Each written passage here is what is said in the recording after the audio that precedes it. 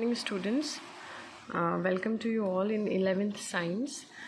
Before starting chemistry, I'm sending you the PDF. Just look at that PDF because you are going to get the idea of what are the topics that are deleted from your syllabus, and you will come to know about the revised syllabus that has been issued by CBSE. So please have a look on what topics are deleted and then pick up the book and read whatever you are reading. So we are going to start with the chapter 2, that is structure of atom, and this is timeline of atomic theory. There have been several postulates and several theories which were proposed for explaining the structure of atom, and from time to time each theory was drawn back by some of the limitations, and later on new theories was proposed. But still the first successful theory was around 1800, which was proposed by Dalton. This is known as Dalton's atomic theory or Dalton's atomic model. And then came Thomson model, Rutherford model, Bohr model, and then wave model, which is also known as modern model of atom. So there were some limitations that were present in Dalton model, and because of that we further read Thomson model. You all must have read the Thomson, Rutherford and Bohr model, a general idea, in class 9th, and Thomson model and Rutherford model has been deleted from your syllabus. So we are going to start with Bohr's atomic model, but we will take a general idea of what these models were trying to explain, since the very popular line of the Dalton's atomic model is that every matter, anything that is around us, is constituted of the smallest unit that is known as atom. So this chapter, that is structure of atom, is nothing but the journey of atom from early 1800s till now. So Dalton atomic model was not able to explain the clear picture of atom about the subatomic particles. So later on a Thomson model was proposed, which is also known as pie pudding model. Then came Rutherford. Rutherford was able to touch the elementary ideas of the position of electrons, protons, but he was not able to explain how the electrons are revolving, why not electrons are falling in the nucleus despite of the total energy that is being consumed. So Rutherford model has also various limitations that led us to study Bohr model of atom. Niels Bohr was a famous scientist, and his atomic model is also very famous because he gave formula of how many electrons or the maximum number of electrons that can exist in an energy levels. He was first to propose or to give the idea of energy levels. So step by step atom was sheared away, or we are studying the atom in more minute or detailed structure. These were the basic postulates of John Dalton's atomic theory, that is, all matter is made up of atoms, and atoms of an element are identical. Means if I am having two silver coins, then particles of first silver coin and particles of second silver coin will be similar in all the respects. Next is each element has different atoms. Means if I'm taking one coin of silver and if I'm taking another coin of gold, so the particles will be different, their physical and chemical properties will be different. In short, we can say that similar elements or similar substances should have atoms of similar kind, and different will have different atoms. Then atoms can engage themselves in a chemical reaction. We can say that while performing or while undergoing the chemical reactions, atoms are the one who take part. And then atoms can neither be created nor be destroyed. We have studied in physics and in lower classes also that energy can neither be created and nor be destroyed, but here we are concerned with the atom. Atoms can neither be created nor be destroyed, means by any method we cannot create an atom in the laboratory, or we cannot destroy an atom by any means. And atoms are indivisible. That is what, for example, I am having a brick wall. So the smallest entity of that wall will be a brick, one brick. So atoms are indivisible. They cannot be broken down into further smaller pieces. Next, what we are concerned about is Bohr's or Niels Bohr's atomic model. You can see the pictorial representation here. It is given that electrons are present outside and in the nucleus. We know that nucleus is consisting of protons, and because that was also explained by Rutherford in just previous experiment. And these elliptical paths which are shown in purple lines are representing energy levels or the paths that are followed by the electrons. Bohr's model of atom, we can see there are special orbits known as discrete orbits of electron allowed inside the atom, and we name them as either KLMN or 1, 2, 3, 4, and n is equals to number of shells we are representing, and in the center you can see a positively charged nucleus. Next is the Bohr's model of atom. Here we can see that there in the center there are 10 n, means 10 neutrons and 9 protons. So electron fills the orbits closest to the nucleus. How can that be possible, or how we are going to find that in an atom how many neutrons are there, how many electrons are there, how many protons are there? So for this we are going to deal with what do we mean by atomic number, what do we mean by mass number in the next slide. Bohr's model of atom, as I told, gave us a general formula that maximum number of electrons that can exist or that can reside in an energy level. For example, if we are talking about the first shell, that is K, we can call it as KLMN, we can call it as 1, 2, 3, 4. So if my shell is shell number 1 or shell K, the maximum electron that can be present here is 2n square, where n is any whole number. What I am saying, just remind, recall or learn that, because people get confused in what is n. So n is whole number or the number of energy shell. If I am talking about first shell, then I am going to write 1 in place of n. So 2 1 square gives 2, means first shell can accommodate maximum of 2 electrons, and then second shell can accommodate maximum of 8 electrons, third shell 18, and 4 32. These are also known as magic numbers, because when we are going to read the periodic table, as we are adding 2, 8, 18, 32, we are going to get the atomic numbers of the successive elements. So we are going to deal with it later. First we have to remember the general formula, that is 2n square.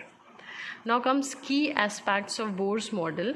We have said that electrons move around the nucleus at stable orbits without emitting any radiation. Just look at here, no kind of radiation or any kind of radiation is not emitted while electron is moving, because from here we will snatch the limitations. That's why we should know the key aspects properly to get an idea about the limitation of any model. So electron in one of these stable orbit has definite energy, means if an electron is rotating or if an electron is moving in second shell, it must have its fixed energy. If an electron is rotating in shell third, it must also have its fixed energy, and these values may differ. They may not be same, because energy might increase or decrease as we move away from the nucleus. So energy is radiated only when electrons make transitions from higher energy orbit to lower energy orbit. For example, there is a student, if I give him some money, I tell him to go outside and bring something or bring some books for the class, 20 set of books or 40 set of books. As soon as I'll give him the payment, or as soon as I will give him the amount, he will go out and return back with the book. So electron do the same thing. If I give him energy from outside, it will jump to the higher excitation level, and within fraction of second, as soon as it loses its energy, it will come back on the ground state. So one of the more finest example is that this, if a child resides in his home, he is bounded by certain restrictions, but as soon as he moves to hostel or it becomes hostelite, he will gain freedom. He will do whatever he wants. But if the parents come to know that he is doing something wrong, they will call him back to the home. So that time spent will be of very short time. So when I give extra energy to electron, so that electron will jump to higher excitation levels or higher energy levels, and within fraction of seconds, because that is an unstable state, an electron cannot exist in that state for a longer period of time. So that electron will come back to its original state, that is known as ground state, by emitting the extra energy that was provided by me in the initial stage. Subatomic particles in an atom are electron, proton and neutron. Subatomic or subparticles are known as anything that is present inside the atom are known as subatomic particles. How P and E are related, proton, neutron and electron are related. In an atom, number of proton is equals to number of electron. Number of proton is equals to atomic number, because number of proton is equals to number of electron and number of electron is equals to atomic number. So we can say that we can calculate the atomic number if we know the number of electron. And mass number, in this context we are basically concerned with the nucleus of atom, number of protons plus number of neutrons. So number of neutrons is equals to mass number minus atomic number. The last formula is derived from the third formula. Now comes atomic structure. We can represent any element with superscript and subscript. Subscript is Z, that is written below, and superscript is A, that is written above, and mass number is written always in superscript. You can remember it by the thing that always the lesser quantity comes down and the higher quantity goes up. So we can say that atomic number must be always lesser than the mass number. So X is my element, Z is my atomic number, and A is my mass number. And we all know, as I have already told, that mass number is what? It is the sum of protons plus neutrons. And atomic number, how can we calculate? Either if I am knowing number of protons or if I am knowing number of electrons. Now what is valency? Outermost shell of an atom, we all know that valence shell means if I am having 3 energy levels K, L, M, or 1, 2, 3, so 3 will be my valence shell, and the electrons present in that is known as valence electron. And what is valency now? Valency is the combining capacity of its atom with atoms of other elements in order to acquire octet configuration. Octet, we are concerned with 8 electrons. Duplet, if I am speaking, I am concerned with 2 electrons.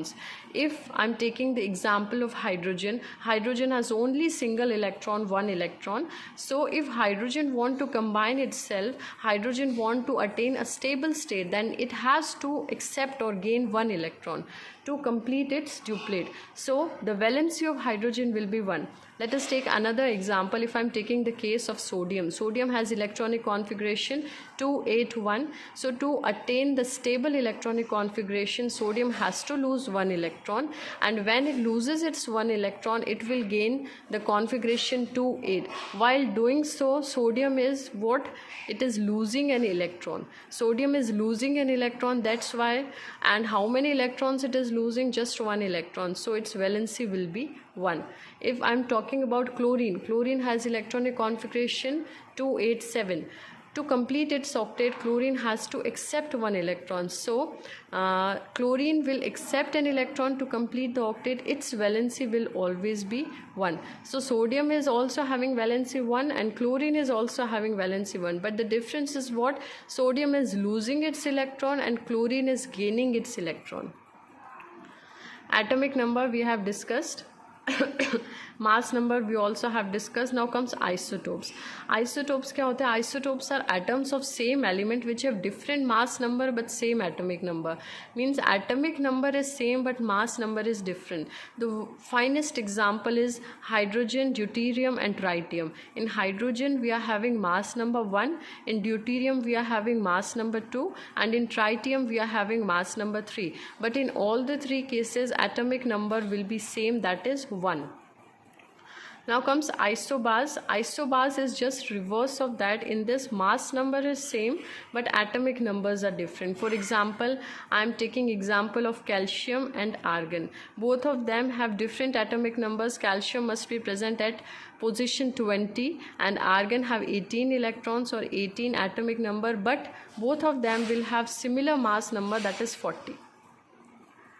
Now come at the conclusion. Bohr was the next person. He proposed that only special discrete orbitals are allowed inside an atom, and while revolving, as I told, electrons will not emit any kind of energy. So the subatomic particles in nucleus are electron, proton and neutron, and valency is what the combining capacity of the atoms means while forming the bond, how many electrons it is gaining or losing. And atomic number is what? It is the number of proton. You can also write the number of electron, but in most places you will find that number of protons will be written or not number of electrons, because while forming bonds, electrons may be gained or lost, but protons always remain in the center of the nucleus, and there is no disturbance with the position and with the number of the protons.